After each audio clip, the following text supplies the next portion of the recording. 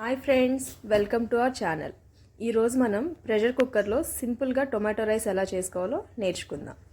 ప్రాసెస్లోకి వెళ్లే ముందు మన ఛానల్ని కనుక ఫస్ట్ టైం చూస్తున్న వాళ్ళైతే లైక్ చేసి సబ్స్క్రైబ్ చేయండి.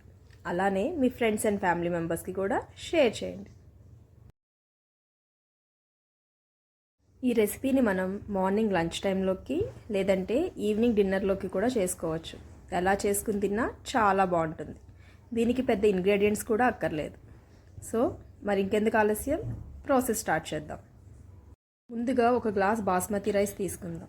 ఈ బాస్మతి రైస్ని నీట్గా వాష్ చేసుకుని హాఫ్ అన్ అవర్ సోక్ చేయాలి. సో మనం ఏ గ్లాస్తో అయితే బాస్మతి రైస్ తీసుకున్నామో అదే గ్లాస్తో 1కి 1.5 వాటర్ వేసుకుని ఆ రైస్లోనే సోక్ చేయాలి.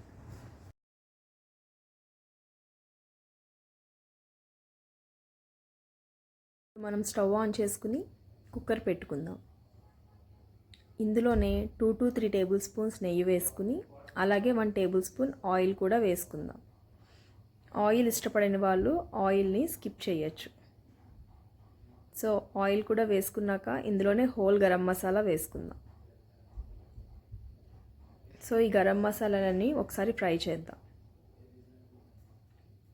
ఇవి ఫ్రై అయ్యాక ఇందులోనే కొంచెం కరివేపాకు వేసుకుందాం.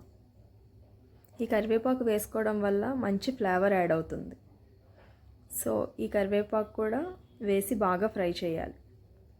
కరివేపాకు కొంచెం ఫ్రై అయ్యాక ఇందులోనే 2 to 3 మీడియం సైజ్ ఆనియన్స్ని సన్నగా చాప్ చేసుకుని వేసుకుందాం. ఆనియన్స్ బాగా ఫ్రై అవ్వాలి. ఆనియన్స్ గోల్డెన్ బ్రౌన్ కలర్ వచ్చేంత వరకు ఫ్రై చేసుకున్నాక ఇందులోనే ఒక 6 to 7 పచ్చిమిర్చి వేసుకుందాం. పచ్చిమిర్చి కూడా వేసి బాగా ఫ్రై చేయాలి.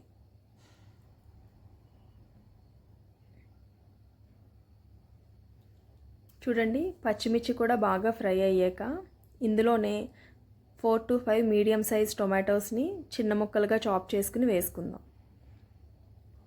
టొమాటోస్ కూడా ఇందులో వేసి ఒకసారి బాగా కలపాలి. టొమాటోస్ వేసుకుని బాగా మిక్స్ చేసుకున్నాక ఇందులోనే మనం నీట్గా వాష్ చేసి పెట్టుకున్న పుదీనా వేసుకుందాం. ఈ పుదీనా వేయడం వల్ల టొమాటో రైస్కి మంచి ఫ్లేవర్ యాడ్ అవుతుంది. సో పుదీనా కూడా వేసుకుని ఒకసారి బాగా మిక్స్ చేసుకుని ఇందులోనే కొంచెం పసుపు అలానే కొంచెం మన టేస్ట్కి తగ్గట్టు ఉప్పు వేసుకుందాం. నేను ఇక్కడ రాక్ సాల్ట్ యూస్ చేస్తున్నాను. మీరు నార్మల్ సాల్ట్ కావాలంటే వేసుకోవచ్చు. ఇప్పుడు ఒకసారి బాగా మిక్స్ చేసుకుని మూత పెట్టి మగ్గనివ్వాలి.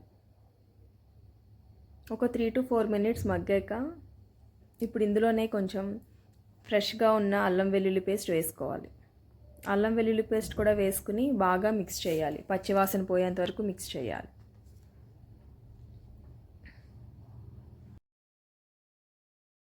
అల్లం వెల్లుల్లి పేస్ట్ పచ్చివాసన పోయాక ఇందులోనే మన టేస్ట్కి తగ్గట్టు గరం మసాలా వేయాలి.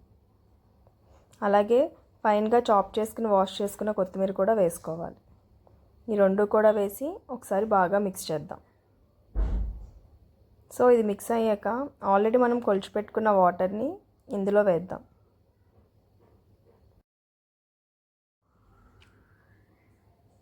వాటర్ వేసి ఒకసారి బాగా మిక్స్ అవ్వనివ్వాలి. సో వాటర్ అంతా వేసి బాగా మిక్స్ చేశాక మూత పెట్టుకుని వాటర్ని బాయిల్ అవ్వనివ్వాలి. సో ఒక 5 మినిట్స్ తర్వాత ఒకసారి మనం ఇందులో సాల్ట్ అండ్ గరం మసాలా సరిపోయిందో లేదో చెక్ చేసుకోవాలి. నాకు ఇందులో కొంచెం సాల్ట్ తక్కువైంది కాబట్టి నేను కొంచెం సాల్ట్ యాడ్ చేసుకుంటున్నాను. సో ఒకసారి మిక్స్ చేసుకుని బాగా బాయిల్ అవ్వనివ్వాలి. ఇప్పుడు బాయిల్ అయ్యాక ఇందులోనే నానబెట్టిన బాస్మతి రైస్ వేసేద్దాం. బాస్మతి రైస్ కూడా వేసి ఒకసారి మిక్స్ చేయండి. సో ఇప్పుడు లిడ్ క్లోజ్ చేసుకుని మనం 2 విజిల్స్ వచ్చేంత వరకు హై ఫ్లేమ్లో కుక్ చేయాలి. ఎక్కువ విజిల్స్ వస్తే రైస్ మరీ మెత్తగా అయిపోతుంది. సో 2 విజిల్స్ వచ్చేంత వరకు కుక్ చేసుకోవాలి. 2 విజిల్స్ వచ్చాక స్టవ్ ఆఫ్ చేసుకోవాలి.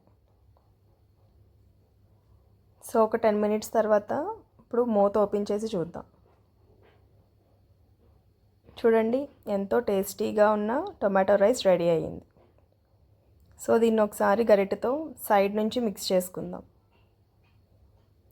కంప్లీట్గా ప్రెషర్ అప్లై చేయకుండా పైన మిక్స్ చేస్తే రైస్ స్మాష్ అవ్వకుండా నీట్గా వస్తుంది. మనం ఫోర్స్ అప్లై చేయకుండా పైన కలుపుకుంటే రైస్ పొడిపొడిలాడుతూ బాగా వస్తుంది. చూడండి, రైస్ బాగా కుక్ అయింది, అలాగే పొడిపొడిలాడుతూ ఉంది. ఇప్పుడు మనం దీన్ని సర్వింగ్ బౌల్లోకి తీసుకుందాం. దీనిని రైతా కాంబినేషన్లో తింటే చాలా బాగుంటుంది. మరి ఇంకెందుకు ఆలస్యం, మీరు కూడా ఈ రెసిపీని ట్రై చేసి ఎలా ఉందో నాకు కామెంట్ సెక్షన్లో చెప్పండి. అలానే మీకు ఇంకేమైనా కొత్త రెసిపీస్ కావాలంటే కామెంట్ సెక్షన్లో అడగండి. చూసారా, ఈ రెసిపీ ఎంత సింపుల్గా కంప్లీట్ అయిపోయిందో. మరి ఇంకెందుకు ఆలస్యం, మీరు కూడా ట్రై చేసి ఈ రెసిపీ ఎలాగుందో నాకు చెప్పండి. Thank you for watching.